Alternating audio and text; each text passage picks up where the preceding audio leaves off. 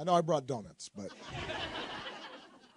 first of all, I am so excited to be campaigning and helping out Jennifer, who is part of this wave of remarkable candidates that we're seeing all across the country. You know, we're seeing a record number of women who are running.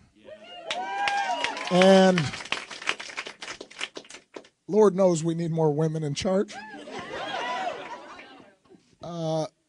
We're seeing veterans of Iraq and Afghanistan running. We are seeing people who didn't start off saying to themselves, I want to be a politician, but rather started off saying, I want to serve, or I believe deeply in something, and then are stepping into the arena.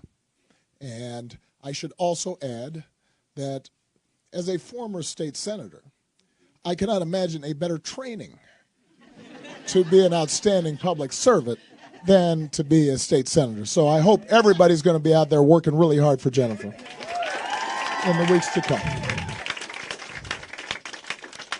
Second point is Tim's got it backwards when he says that I made a bet on Virginia.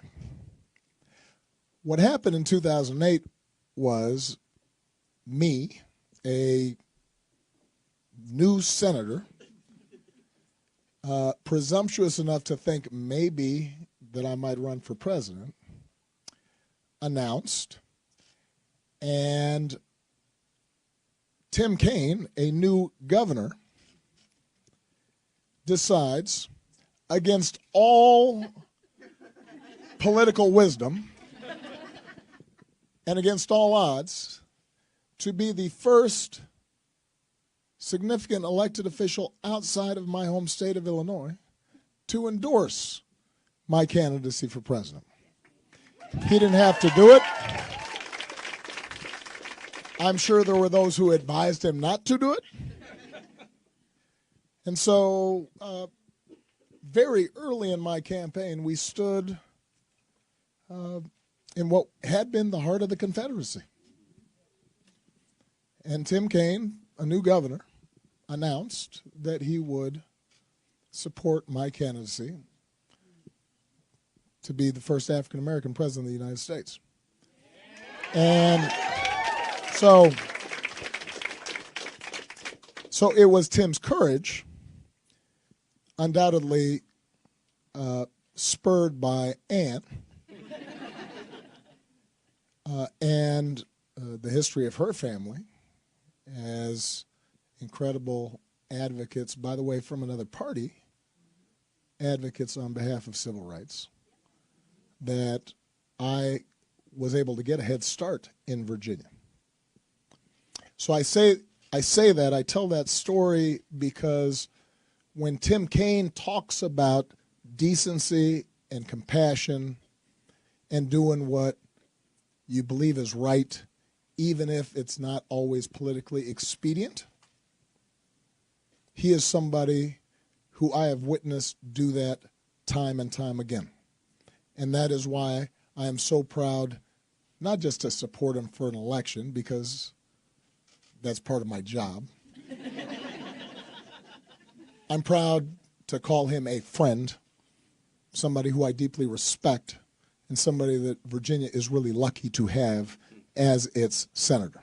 So go out there and make sure you're working hard for Tim Kaine going forward. Last point I'm going to make. You agree with me, Mom, about what I said? Okay. It's those Kansas roots.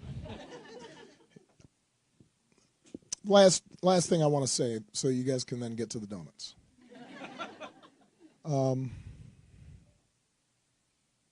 Part of the reason I wanted to come here was because I'm looking at all of you, and you remind me of me when I was your age.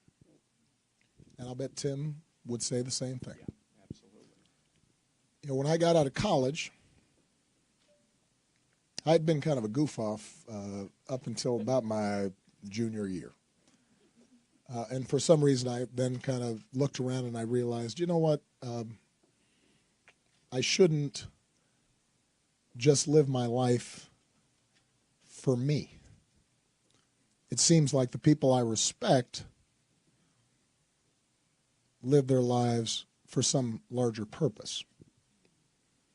I didn't know yet exactly what that purpose would be. I didn't know exactly what that path would be, but I knew that I had to stop thinking it was always just about me. I had to figure out, how do I hitch my wagon to something larger than myself? And so I got out of college, and I'm looking around, and somehow I got this idea in my head that I'd be a community organizer, even though I didn't really know what that meant. But I knew I wanted to work in low-income neighborhoods, just like Tim decided he wanted to go and work in poor communities in Latin America.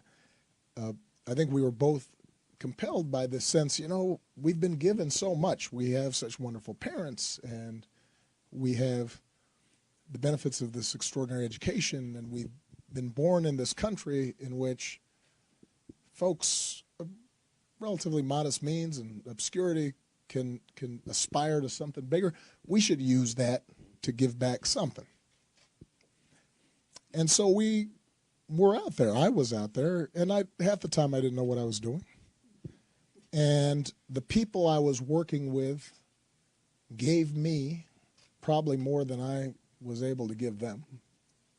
And I grew up, and I became a man, and I started feeling more responsible for the world around me, and whatever modest influence I had, I felt I had to use that to help a child get a better education, or help a poor family get better housing, or in some ways make this country a little bit more just, and a little bit more generous, and a little bit more kind, and a little bit more tolerant, and make sure that the best animating spirit of this country showed itself in our public lives. And that is what I carried with me all the way through my years as a state senator. That's what I carried with me when I got to the U.S. Senate. That's what I decided I was going to put a bet on when I ran in 2008. And I remember that first race we had in Iowa was based on these young people who were coming from all different walks of life, and were suddenly in farmland in Iowa, and some of them had grown up there, but some of them were coming from Brooklyn and L.A., and they were from all different backgrounds, and suddenly they're talking to farmers and trying to convince them to vote for this guy whose name nobody could pronounce. And I watched them day after day, week after week, month after month, invest in something, and it was like I'd come full circle, because in them I saw myself. And in my campaign I saw what young people can do when they put their minds to it. And so the day before a campaign, or the day before an election, when I get a chance to see folks like you, young people who are showing for the first time what you can do with your voice, and then to have some people who are young at heart that you're joining up with, who are excited for the first time in a long time and are investing in, making their country better. What's more inspiring than that? What's better than that? So, Tim mentioned what's at stake in this election. Look, health care is on the ballot. Jennifer's talked about this. Health care, millions of people.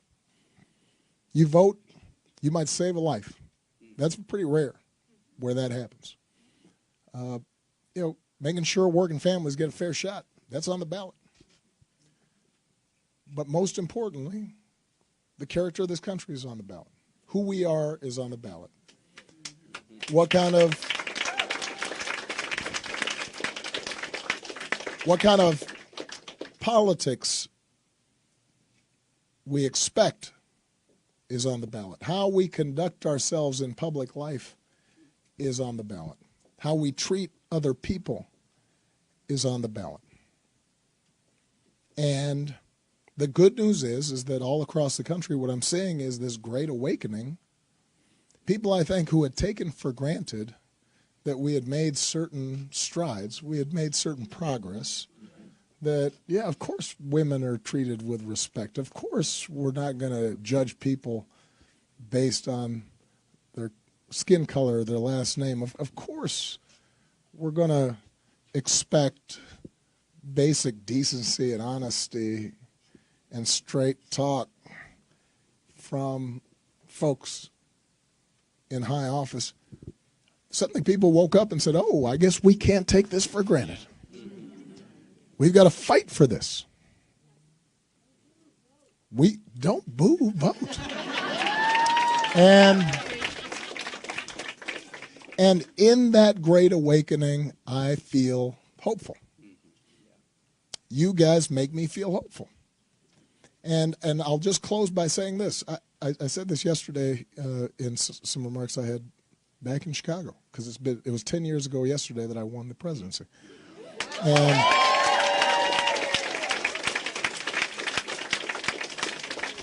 And Michelle and I have talked about this. One of the only problems of that glorious night, and we knew it. We could feel it. I remember talking to Tim about it, because Tim was there since he had been there from the beginning. One of the only problems was we worried a little bit about expectations, because we despite the fact that I kept on saying, yes, we can, not yes, I can, there was a sense that, oh, okay, well, now, I mean, if this can happen, we're all good. And then it turned out, no, it's hard. There was pushback and backlash, and we were digging ourselves out of a big economic crisis that had been prompted by some of the same policies that we're now seeing this Congress pursue. And so we worried a little bit that maybe folks just kind of just let go and said, okay, he'll handle it. And then folks get disillusioned and they feel like, okay, everything didn't completely transform itself. So maybe hope's overrated, and now we've got to be mean and cynical, and maybe we just don't vote at all. And what I said yesterday was, look, just so you guys aren't confused, because I want you guys to be in this for the long haul. There's a long race making the world better. One election is not going to change everything. Just because Jennifer's in Congress or Tim's back in the Senate doesn't mean suddenly that there's no poverty in America. It doesn't mean that suddenly we're getting all the gun violence out of our schools or our places of worship. It doesn't mean that everybody who desperately needs a job is going to find one right away. It doesn't mean that suddenly climate change is solved. But what it does mean is things start getting better. And better is really important. Better is really good, because if you just get that one family health care, and maybe they don't have to sell their house to make sure a family member's okay. You don't know what that might lead to. That family could do amazing things. You get one guy who doesn't have a job, who suddenly, because of Tim's work or Jennifer's work, gets in a training program and gets a trade, and then comes back home and tells his kids, you know what, I got a job. And the kids suddenly see their dad with a sense of purpose and dignity from work. And those kids do better in school because of it. And then they launch careers, and they're raising families, and suddenly a whole generation's better just from one election. Amen. And you get enough of those things, And you kind of hit a tipping point where suddenly everything gets a little better. Everything feels a little better. People feel a little less angry. People don't turn on each other quite as much. People start thinking, you know what, let me treat somebody the way I want to be treated. And suddenly our public discourse, how we talk to each other, gets a little better. And better's good. Better's important. Better's a start. That's what you're doing. You're going out there, you're going to make sure that people vote to start making things better. And when you do that, then the spirit of America is going to shine. All right? Let's get to work. We're going to vote for Jennifer. We're going to vote for Tim. Let's make sure everybody else does too. Love you guys.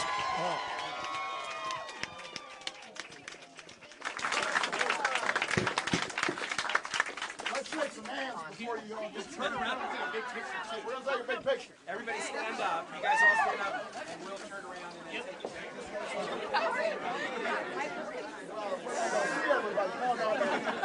Some people sit back down.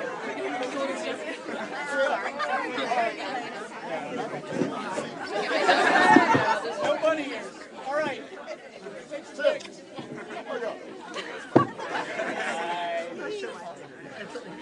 All right.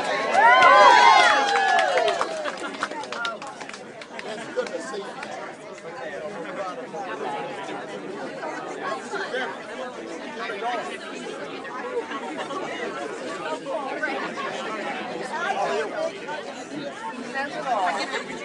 About 10 years ago. No gray hair. No gray hair.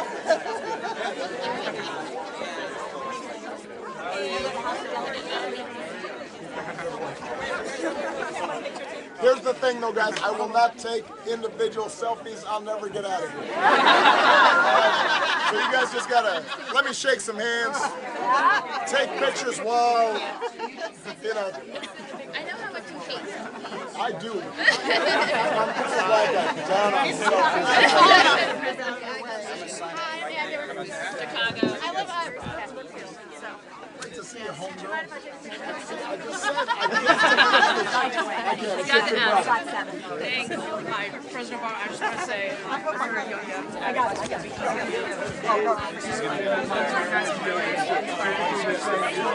Oh my God! Thank you so much. We're with TK and he's the best. And we're so proud to have him and you.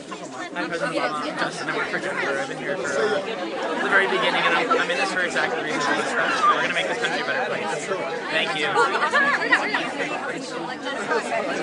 Oh my God. How are you? It's great to see you. And you got the medal t-shirt too. Keep it up. Thanks for everything. How are you? I miss you. Thank you so much. We do miss you. Jessica. Thanks for the good work. Hi. I worked for you for 8 years. What's your name? Wes. Nice to see you, Wes. President Obama, I'm Kylie. Kylie. I went to a rally in Kansas City when I was 8. Now I'm 18 and voting for the That's so cool. Nice to meet you. That's it. And we want you back.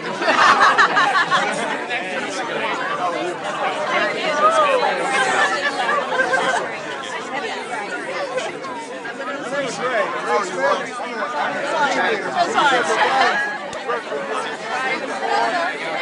Keep it up. You do great. That's what we got to see.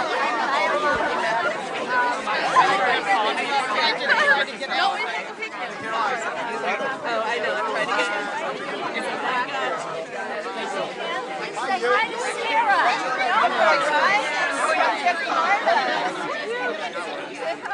Thanks for working so hard for these guys. My family and I miss you so Wow. How are you? You did? Yes, tell her Ronnie Cordova said hi. I will do so. Thanks for coming. Hey, how are you, sir?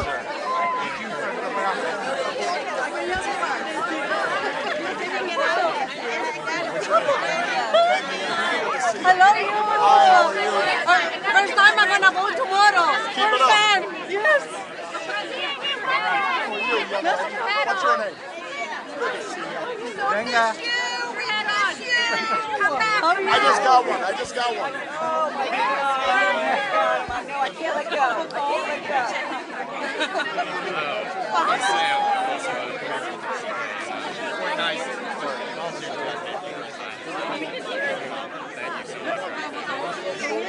No, I'm.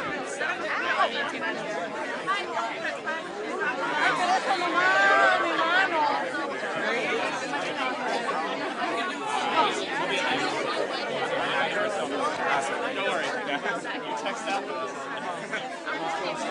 Yes.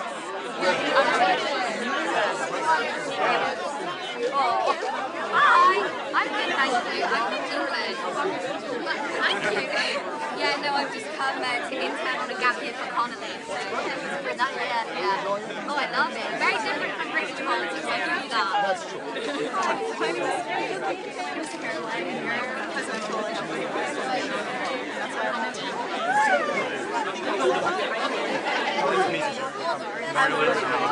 The reason I got into politics, I'm big on stocks. Have my Obama stocks on too. Oh my God. You and me, we're Exactly. you know, I can feel a good vibe emanating from your side.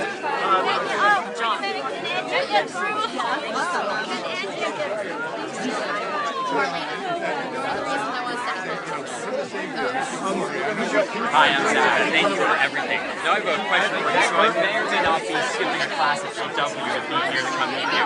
Can I tell my professor that you think this is important? Awesome. Awesome. Thank you. I appreciate it. You guys,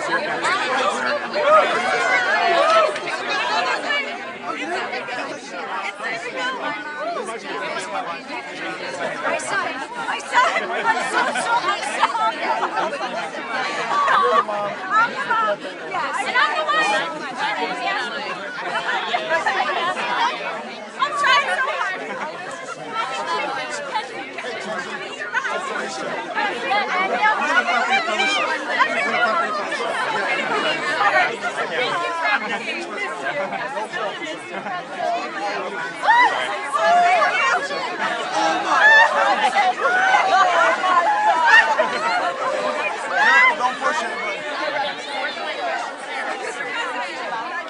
I got myself.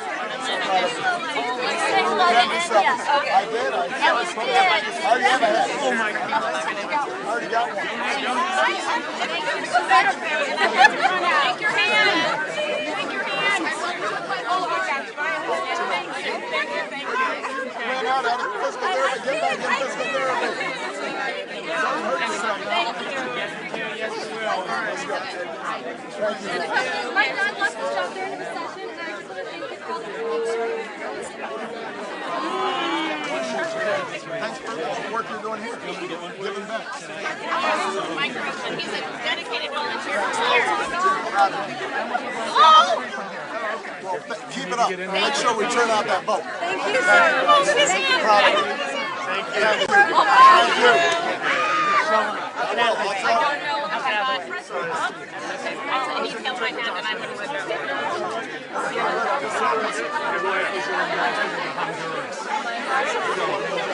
Thank you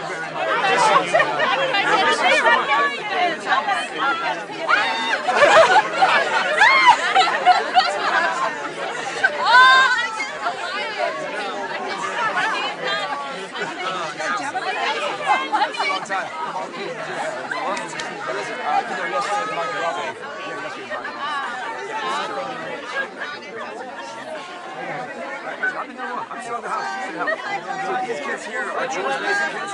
They came to pick up yard signs. They know what you're doing. It's so great to meet you. Get up. No selfies, guys. You can't do it. There's too many people. A handshake of deep appreciation. Good to see you guys. We're proud of you, bro. You guys keep on working. Thank you. Work hard. You're doing it. That's how you start. That's right.